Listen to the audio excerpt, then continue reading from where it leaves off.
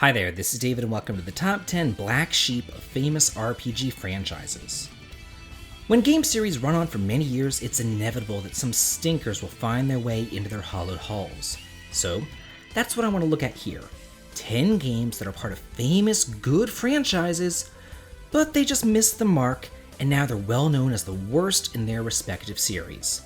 Oh, and I'll just be listing them by alphabetical order here, so let's go ahead and get started. Number 10. From the Breath of Fire series, we have Breath of Fire Dragon Quarter. At least they had the good sense to not title it Breath of Fire 5 here, since it's just so different from all the other games in the series. The previous games were all traditional JRPGs, sporting a large cast of characters who you could change out at any time, an enjoyable world map, and beautiful, whimsical settings. But not here. You're in a post-apocalyptic hellhole underground, surrounded by machinery, metal, and steel, and it's your job to reach the surface with only 2 other characters. And you're fighting with very limited resources, like even saving your game is rationed. Also, counterintuitively, you have to purposely die just to make further progress. It's like the antithesis of what the series originally stood for. And while I personally liked the game, I totally understand where all the haters are coming from. Number 9. From the Mana series, we have Dawn of Mana. As far as I'm concerned, this could go down in the history books as the most disappointing RPG that I've ever played. The Mana series was a childhood staple of mine, so I was pleasantly surprised when in the mid-2000s, Square announced that they were revisiting the series with the World of Mana, which included real-time strategy games for the DS, and Dawn of Mana, which was supposed to be a prequel to the series. Except all it really is a cautionary tale on how not to create a game with a jerky camera that you fight against, a horrible Havoc combat system which revolves around kicking objects all around the screen to actually kill enemies, and a convoluted mess of a story. But if that's not bad enough, at the end of every chapter, the game resets all your hard-earned levels back to 1. How this ever passed playtesting is anybody's guess. Number 8. From the Dragon Warrior series, we have Dragon Warrior 2. Personally, I played this game religiously growing up, but now I do see that it has its issues. The problem with Dragon Warrior 2 was that it was just too ambitious. They wanted an open-world game, but it just fell apart once you got the ship. Rather than have NPCs or have the story guide you along to where to go next, they instead utilized huge difficulty spikes to keep you out of certain areas, as well as cryptic clues and hidden towns to just kind of keep you lost and wandering aimlessly. And let's not forget that you're saddled with only 3 party members, and one of which is completely useless because of his lack of equipment. And finding those crests is like finding a needle in a haystack, especially those ones where you have to just kind of search random spots on the ground. At least they fixed a lot of the shortcomings in the subsequent remakes. Number 7. From the Final Fantasy series, we have Final Fantasy II. I'm sorry, but this game just failed in the one department that mattered most, the fun factor.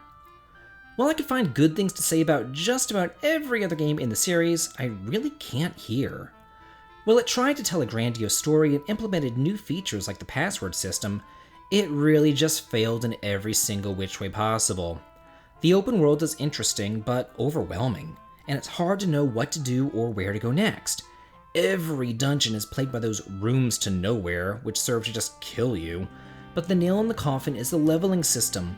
You have to spend hours in battle just hitting yourself over and over and over again to maybe gain some stats. And while you're given tons of weapon specializations and magic spells, you really should only focus on a select few, or else you're just going to be bogged down in pointless grinding forever. It's just awful. Number 6. From the Lufia series, we have Lufia: The Ruins of Lore. What a disappointment. I loved the first 3 Lufia games, and when this was announced, it looked fantastic. As a side story sent 20 years after the events of Lufia 2, with puzzle dungeons and some recurring characters, it was just what the doctor ordered. But then they had to go and implement the worst job system known to man and just fill every last dungeon to the brim with billions of encounters. The game is just boring. The characters are all annoying, childish brats, and the story goes nowhere. It's saying something when I like the previous game with its 13 characters and random dungeons more than this one. There's really nothing positive that I can say about it, because every encounter boils down to just using chance hit, and all the puzzles are either solved with a sword, a rope, a lighter, or a hammer. Number 5. From the Lunar series we have Lunar Dragonsong. The Lunar series is near and dear to my heart, with the first two being my favorites on the original PlayStation, so I was psyched when another Lunar for the DS was announced. Only they made every bad decision humanly possible. It seems like you're just punished for simply trying to enjoy the game. I mean, like, even basic things like running costs you health. Then to add insult to injury, when you're in battle, you have to choose if you're going to get experience or gold because, God forbid that you get both. This means that you have to fight twice as many battles as usual, and then, to make it even worse, your weapons can break! So then you get trapped in like an endless cycle of fighting for gold to buy new weapons, and then maybe fight a few battles for experience, only then for your weapons to break and then have to buy new ones. The whole thing is just an agonizing slog from beginning to end. Number 4. From the Phantasy Star series, we have Phantasy Star 3. This could very well be the laziest game ever made. How it's still not been remade, I'll never know, because believe me, this definitely needs a remake. Instead of exploring planets like in the other games, here you're instead stuck inside some biodomes which all look exactly the same except for the towns, which are the literal definition of cut and paste. Each map is more uninspired and boring than the last. I don't know how they managed to screw it up this bad. The battle theme is chaotic and will constantly switch back and forth depending on whether you're winning or losing, and the character development is non-existent. You will literally just wander around the world map and run into somebody and they'll be like, "Let me join you." I guess they spent all their time perfecting the generation system, but why anybody would ever want to play this game more than once is beyond me. Number 3. From the Star Ocean series we have Star Ocean 5. My first introduction to the series was the second story, and exploring the two planets with such radical differences in technology was such a unique concept to me, and I loved all the other entries too, so I was stoked whenever Star Ocean 5 was announced. I just knew that it would be fantastic, but boy was I wrong. The game is a complete train wreck from top to bottom. You only get one planet to explore and it's tiny, with like 3 towns and 10 different fields to run through. That's it, in the entire game. So you'll constantly be backtracking with no fast travel to needlessly pad out an already admittedly short game. And the plot just falls apart at the end.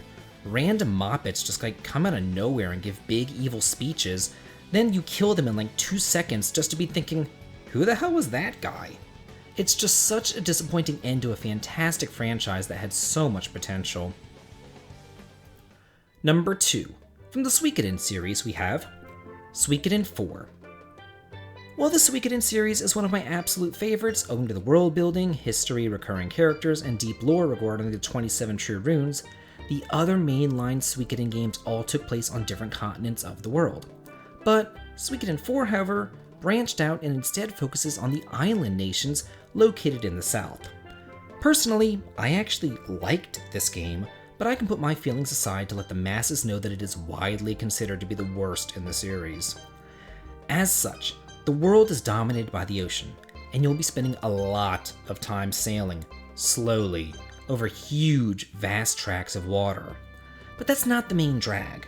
Most of the dungeons are nothing but straight corridors, and the Ney kobolds are all over the place, and they're damned annoying, and the character and enemy design is questionable, to say the least. Not only that, but the story isn't even finished. You have to go out and buy Suikoden tactics to even get a satisfying conclusion to the game. Number 1. From the Tales of series we have Tales of the Tempest. This game has missed potential written all over it. Maybe if it got remade like the other two Triverse games then it wouldn't be so bad, but as it is, the game remains infamous for all the wrong reasons. The story's interesting, it just needs to be fleshed out, It takes place 100 years after the Beast Wars, and it follows Caius, a werewolf-like shapeshifter. It's a cool concept, but it just needed to be elaborated on.